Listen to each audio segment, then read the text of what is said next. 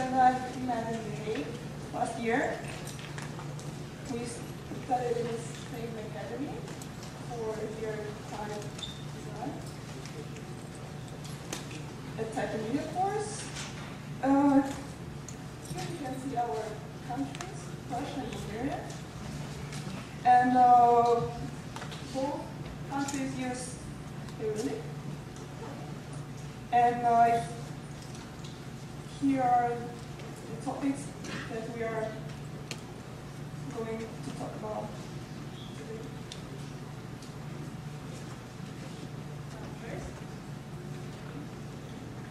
First is identity versus conformity. It's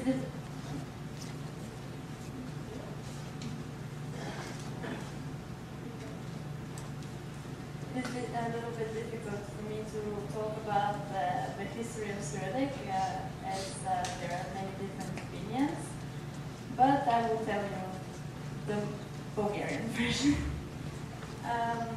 This is Cyril and Methodius. Here you can see them holding the Cyrillic alphabet in their hands, but in fact they created the Globalitic alphabet. And what they did was it was the first alphabet for the Slavic languages. They analyzed the sounds and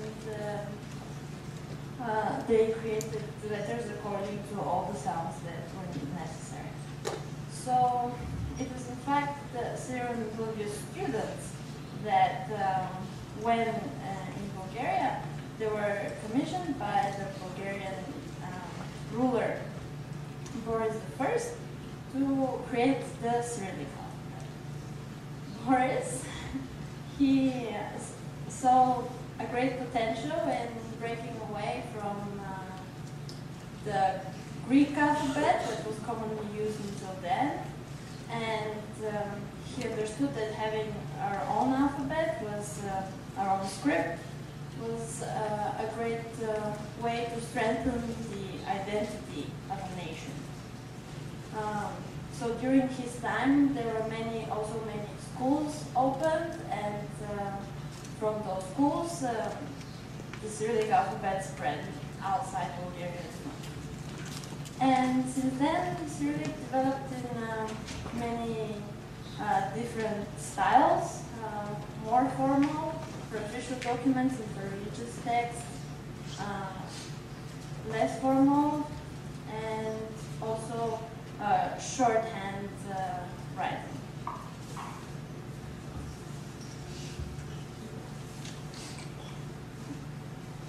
Yeah. Here is the part I think that is the most well known. It's about Peter the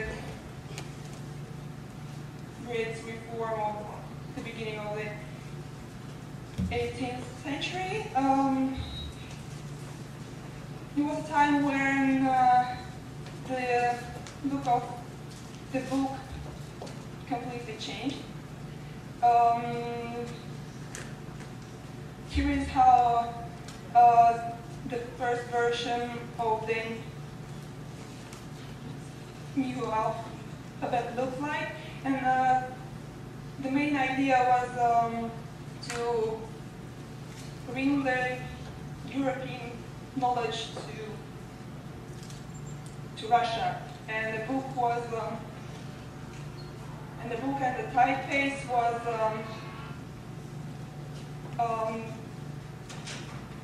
the main thing to do. So here you can see how radically the look of the page changed, and it is very important to mention that it was not a forced process. So it was also influenced by the writing that existed at that time. So here you can see stable writing, which was called after the civil type, and it had not only the influence at that time, but also it still influences the Cyrillic type today. So creativity versus limitation. Of course, the civil reform had a great influence on the way Cyrillic looked outside Russia. But in fact, at this time, Bulgaria was under the rule of the Ottoman Empire, so for maybe 500 years, printing was very limited. And you can see here one of the first widely available textbooks. It was from 1824. And actually, it's still using this really old style of usta rather than the more modern civil type.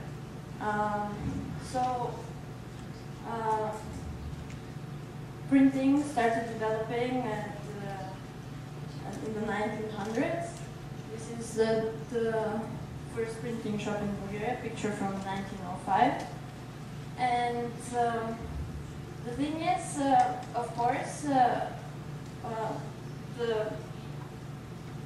there was such a strong manuscript tradition, but at the same time, there was the technical limitation is that, okay, now we could print, but we didn't have punch cutters. So mostly it was typefaces that were bought from Russia, used in printing. And this resulted in a big gap between manuscripts, handwriting, and printing. So also calligraphy tradition started developing, and at the same time printing looked like that.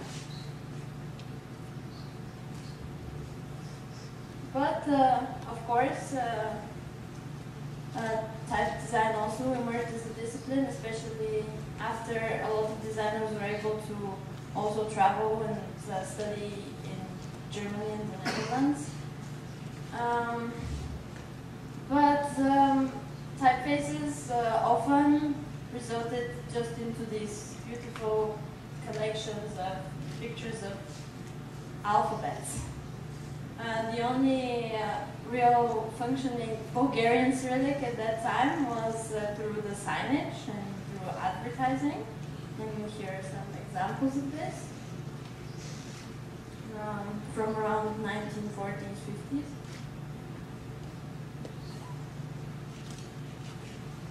And current state, yes, of course, now there are no technical limitations anymore. We don't need to set type in metal.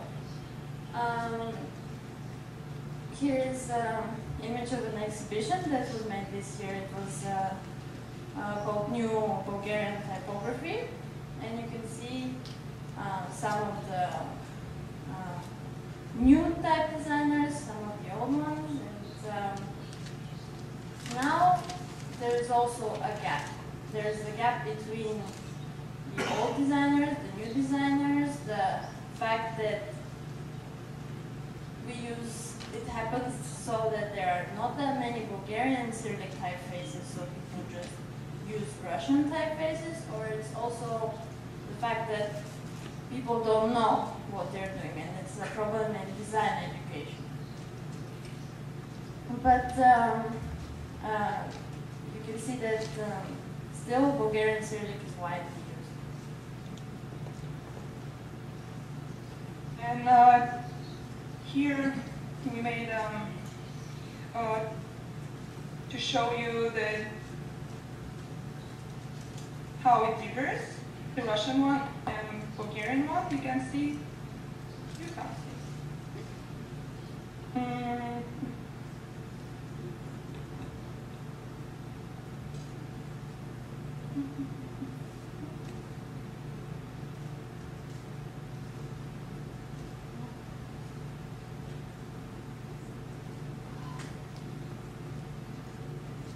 Trust the document and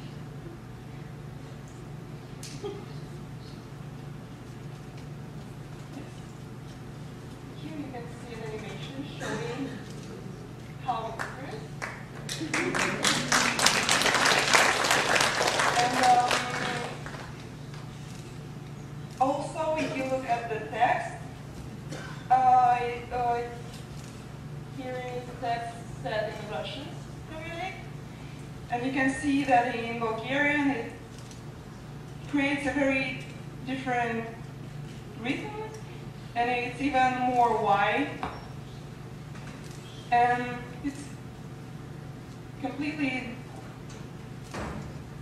different appearance.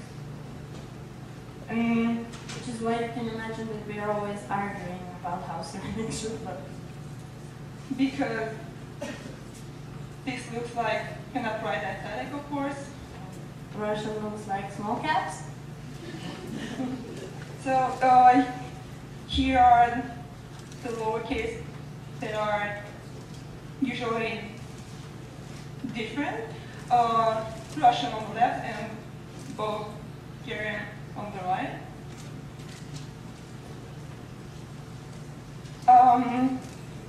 Here is the part that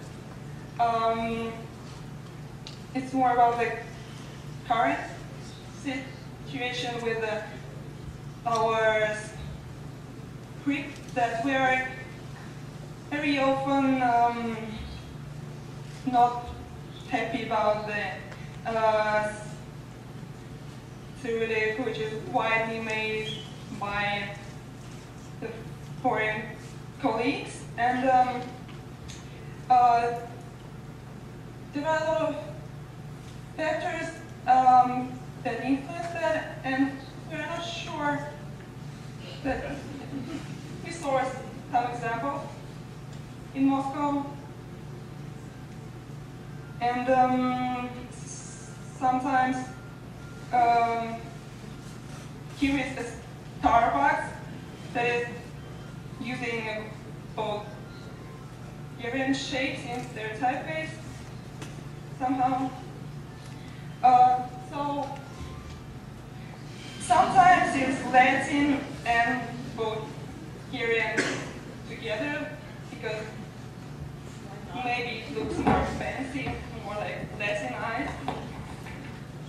And sometimes people are very creative with the picture made in Bulgaria. And these are the most like kind of are letters where people experiment the most, I suppose. So you can see it. And the last part is it's more about questions that we would like to open for discussion.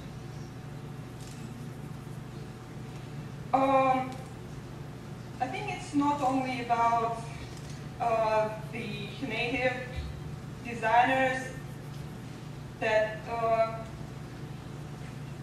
I'm completely not sure that only native designers can do good cyrillic. It's more about the overall quality of the typefaces. So it requires a lot of knowledge, not only about Cyrillic, but also about Latin and how the relationship works. Also, it often happens that native designers just take Latin model or design and just think that it's okay. They will just make kind of a copy of a Latin typeface that makes Cyrillic also, and it will be like a new design. Cyrillic is very often is considered as a very stuck script where you can do only certain decisions for the shapes. But it's not like that. It's more about the design. The design is original, you can do original cyrillic too. So it's not about the script, it's more about the work of type designer as a designer to see which shapes fit and which not.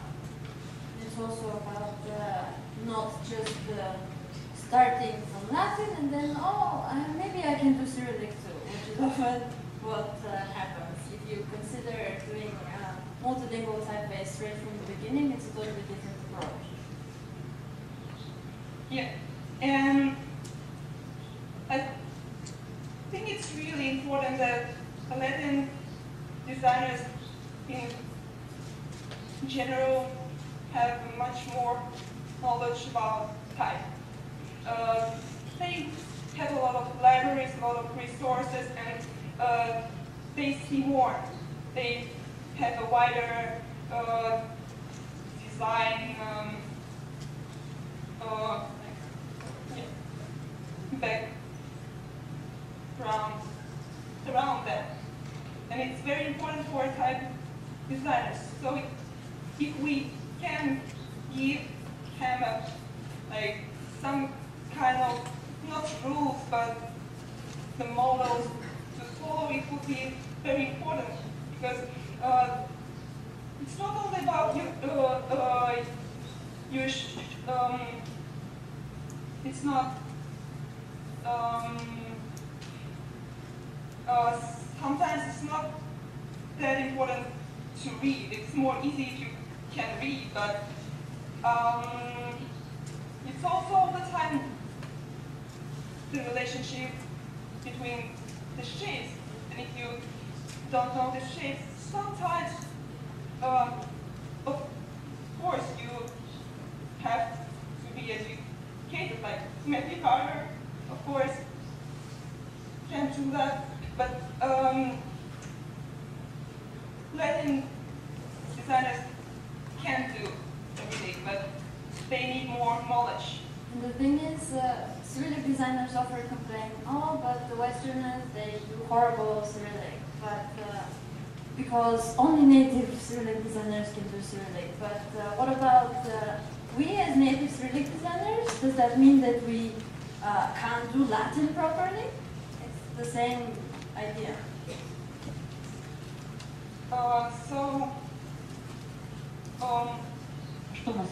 I think that if we will, if Latin designers will know more, using their knowledge of the Latin and Cyrillic, they can help a lot because they do much more, but they just don't have any information about it. So they do what they think they should do. And so because of what we discussed just now, we've been thinking a lot and we decided to start this blog, which is an informal way to publish various information about Cyrillics in English. Yeah, it's more like, it's not a serious resource, it's more like a collection of what we see and what we can show to foreigners. And the name came somehow while studying in the academy. It's a joke about... Seriously? Seriously?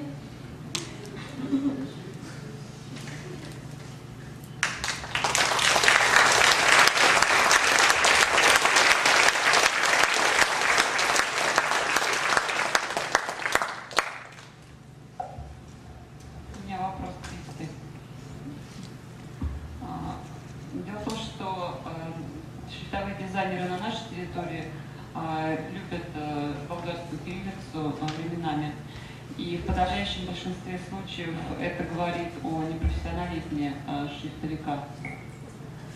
Maybe you have to change the channel. Алло.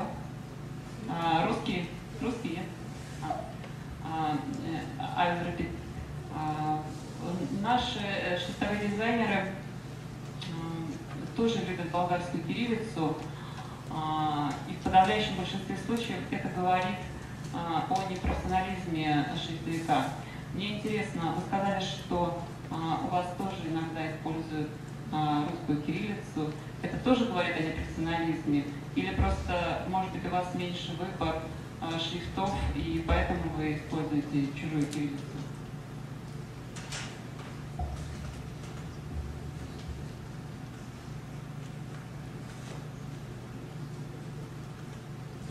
It's both. It's both the fact that there are not that many Bulgarians in the factories, and the fact that there is this trend in design that now everybody can be a graphic designer. So without the proper education in that, and they don't make a difference between Bulgaria and Russia. So it's just really. Okay. Вопросы есть еще? Маша? А вот конкретно у кого планка поехала в 60-е? Вот имена людей, ответственных за эту реформу кириллицы.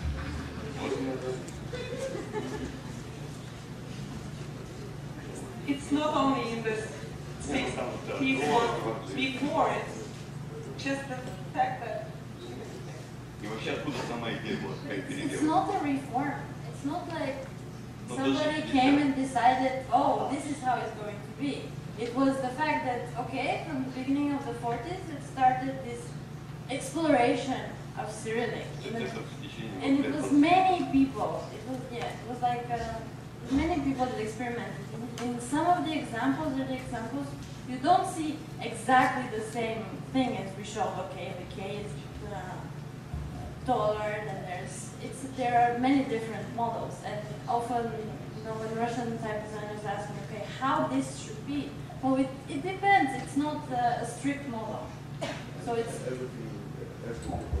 И все с этим согласились.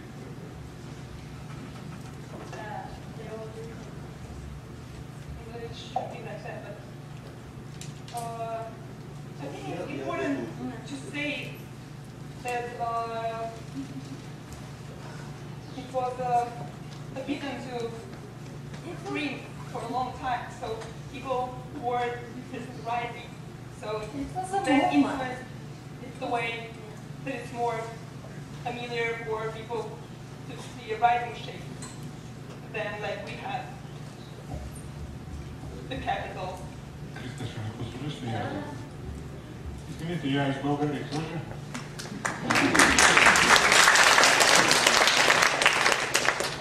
Может быть, я отвечу на этот вопрос. Наблюдали в течение многих иллюстраторов и многих художников книги, которые делали вручную заголовки и все это. Но первый человек, который сформулировал это как болгарская традиция, это Василий Йончев, это профессор, который сделал школу, и потом все имена, которые вы знаете, Варджиева, Гогова и все эти люди, они, Канева, они все его ученики. Извините, мой русский, я стараюсь, надеюсь, вы понимаете. И сейчас это вопрос скорее национальной идентичности и опыт сделать кириллицу первым более читательной и близком к латинице, как ритмику, и вопрос эволюционной развития кириллицы.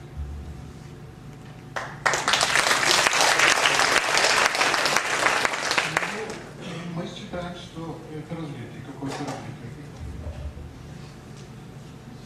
I would also add that even before the Soviet period, after from 1870s, after the end of the Ottoman rule, still communism before Yonchev, I have already collected many examples that explore different ways, not Građanski Shrift, not exactly the Bulgarian Cyrillic as it is now, but there are a lot many experiments.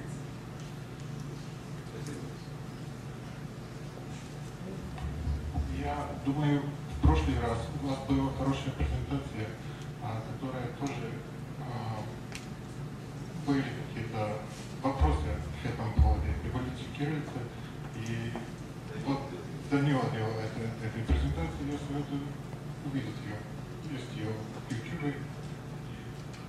Очень схожие, как сказать, предпосылки и изводы, которые и мы делаем, сходные.